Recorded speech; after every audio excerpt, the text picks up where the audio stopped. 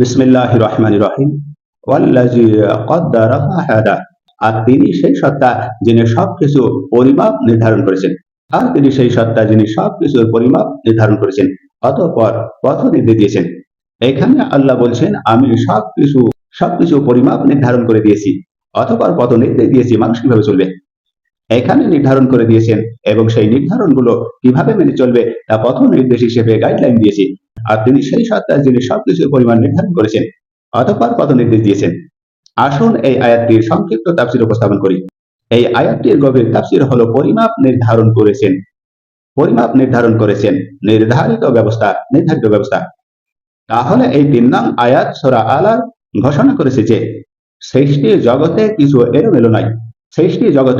এলোমেলো নাই, পরিমাপ নির্ধারণ করেছি।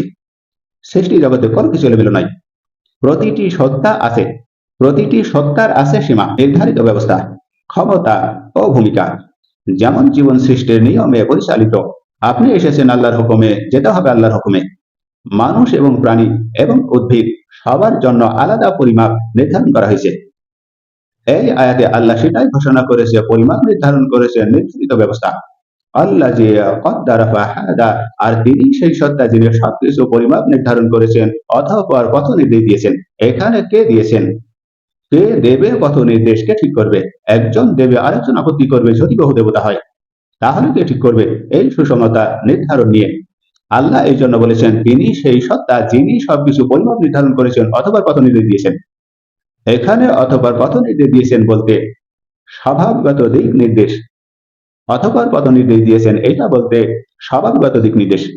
যেমন মানুষকে দেওয়া হয়েছে বিবেক ও বোধ শক্তি, এবং পশুকে দেওয়া হয়েছে প্রবৃত্তি শক্তি, এবং পাখিকে দেওয়া হয়েছে দিক চেনার ক্ষমতা। কে দিয়েছে পথ নির্দেশ দিয়েছেন, স্বভাবগত দিক নির্দেশ কে দিয়েছে? এখানে মহান আল্লাহ নিজের পরিচয় তুলে ধরছেন। যারা অন্ধবিশ্বাসে মূর্তি পূজা করে তাদেরকে শিখাচ্ছেন, দেখো, তাহলে পথ নির্দেশের মানে হলো শুধু ধর্মীয় নির্দেশ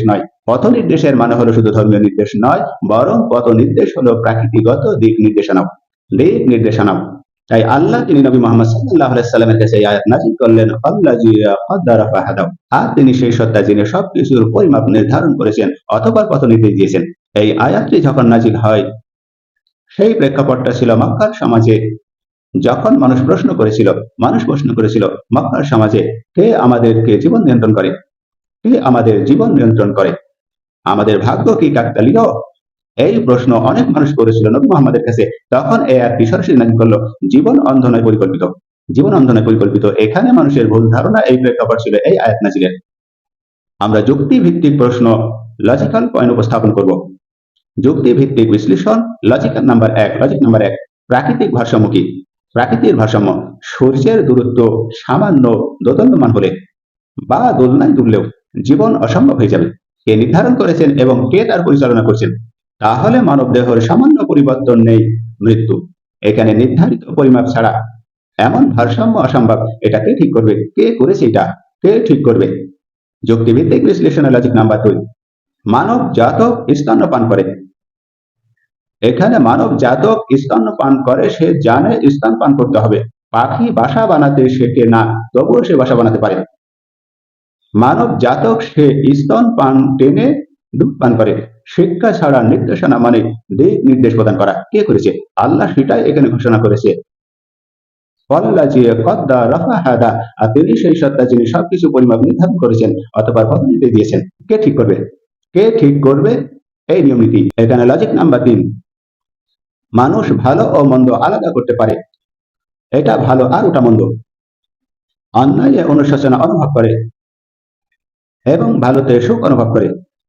তাহলে এটি অভ্যন্তরীণ পথ নির্দেশের প্রমাণ কে ঠিক করবে? কে দিয়েছে? আল্লাহ মানুষকে সেটাই জানিয়েছে যে আমরা সূরা আলার এই 3 নম্বর আয়াতের সাদৃশ্য নিয়ে অন্য ধর্মগ্রন্থের পরিকল্পনা ও দিক নির্দেশনা নিয়ে কি বলা হয়েছে সেটা আলোচনা করব।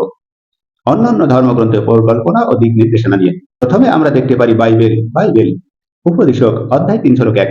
বাইবেল উপদেশক অধ্যায় 3:1 সেখানে বলছে যে সব কিছুর জন্য নির্দিষ্ট সময় ও উদ্দেশ্য রয়েছে। তাহলে কোরআন যেটা বলছে, বাইবেল সেটা একই কথা বলছে, সবকিছুর জন্য নির্দিষ্ট সময় ও উদ্দেশ্য রয়েছে। তাহলে পরিমাপ ও পরিকল্পনার স্বীকৃতি বাইবেল উপদেশক অধ্যায় 3:1 সেখানেও ঘোষণা করেছে, যা কোরআন ঘোষণা করছে। আল্লাযী কদ্দারা ফাহাদা, আর তিনি সেই সত্তা যিনি সবকিছু পরিমাপ নির্ধারণ করেছেন অথবা পথ নির্দেশ দিয়েছেন। একই কথা বাইবেল উপদেশক অধ্যায় 3 শ্লোক একই বলছে। সবকিছুর জন্য নির্দিষ্ট সময় ও উদ্দেশ্য রয়েছে।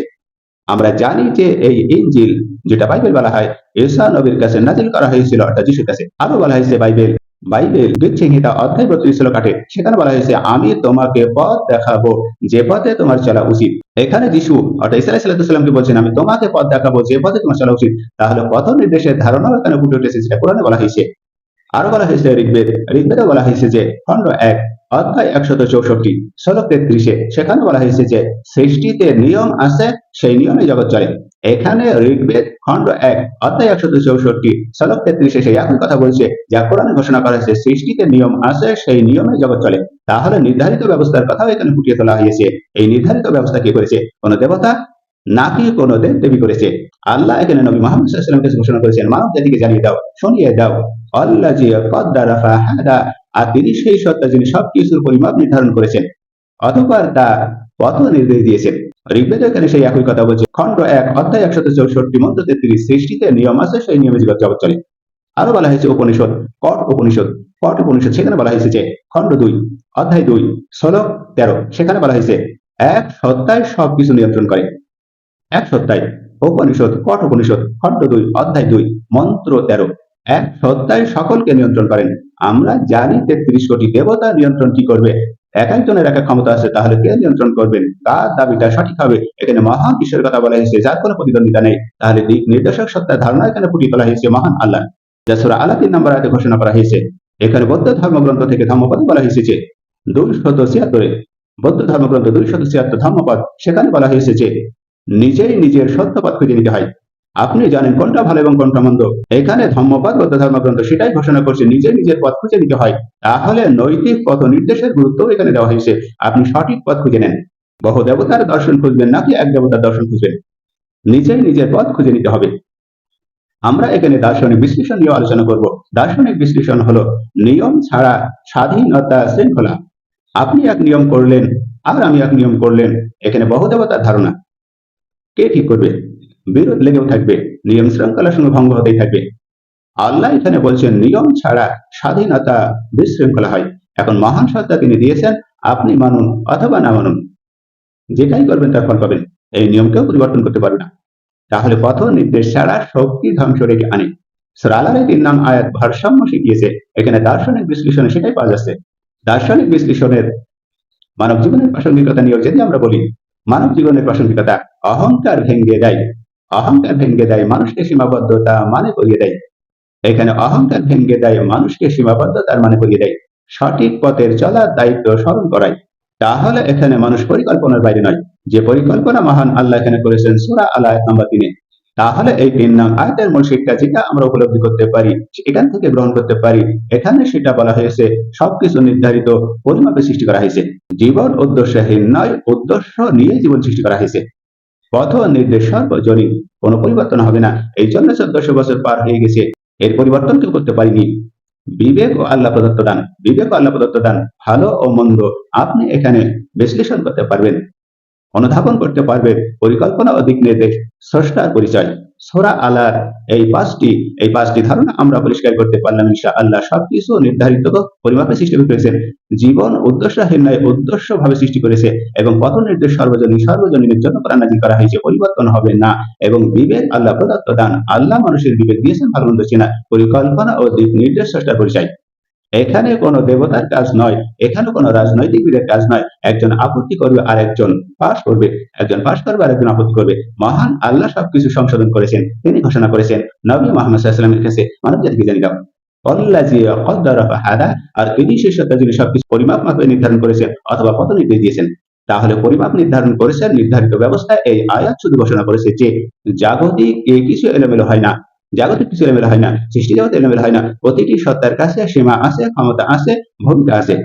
জীবন নির্দিষ্ট নিয়মের উপর পরিচালিত হয়। মানুষ, প্রাণী, উদ্ভিদ সবার জন্য আলাদা পরিমাপ নির্ধারণ করেছেন। কে ঠিক করেছেন এই নির্ধারণ?